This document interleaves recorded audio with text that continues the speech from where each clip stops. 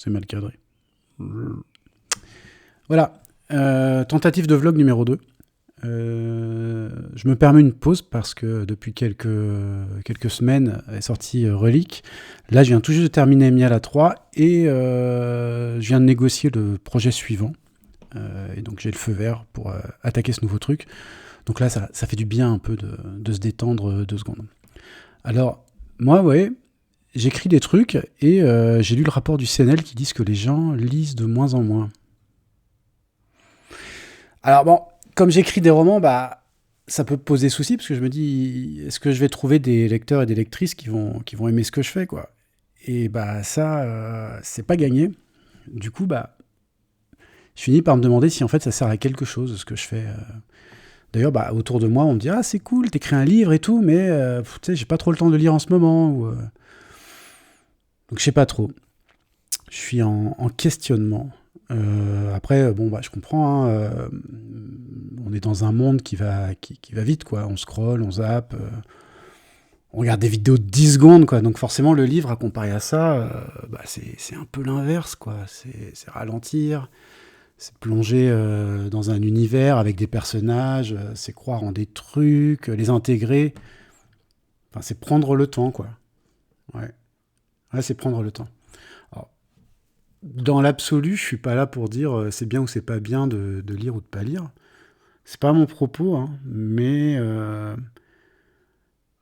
c'est surtout pour dire qu'en fait, voilà, les livres, c'est pas que du divertissement, il y a quelque chose de plus profond qui se passe quand on lit.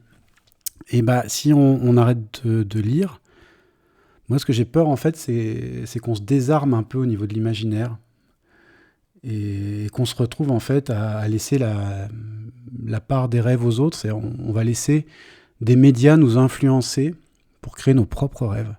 Je sais pas si je suis clair. Euh,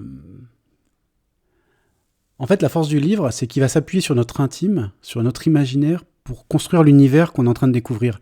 Là où un film, une série ou d'autres médias comme ça nous imposent leurs images et donc vont, eux, forger notre imaginaire.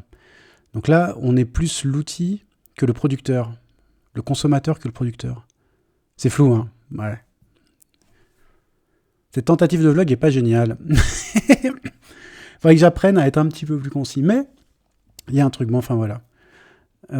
J'ai quand même continué d'écrire, parce que bon, bah, les projets sont acceptés, et puis moi j'adore ça en fait. Hein. C'est mon truc. Par contre, je me pose quand même la question de la forme et du format. Est-ce qu'on pourrait pas trouver des livres qui auraient un format plus sympa ou un format plus attrayant qui permettrait de faire la jonction entre ces lecteurs de 18, 35 ans, nourris aux réseaux sociaux, et l'envie de leur raconter des histoires qui prennent le temps. Est-ce qu'on peut trouver un point de connexion comme ça? J'en sais rien. J'en sais rien du tout. Mais ça me titille depuis quelques semaines. Et je suis pas le seul à être titillé. J'ai entendu plusieurs interviews. Et on est nombreux à se poser la question et on est nombreux à vouloir peut-être crash-tester des solutions. Voir si on pourrait pas réinventer le livre, ce serait un peu gros, mais trouver des nouvelles formes de narration ou peut-être des formes de narration peut-être adaptées. Je sais pas trop. Enfin voilà, c'était ma pause. Normalement, c'est pas monté parce que je suis pas un super monteur. Et je vais pousser ça sur YouTube et puis voilà.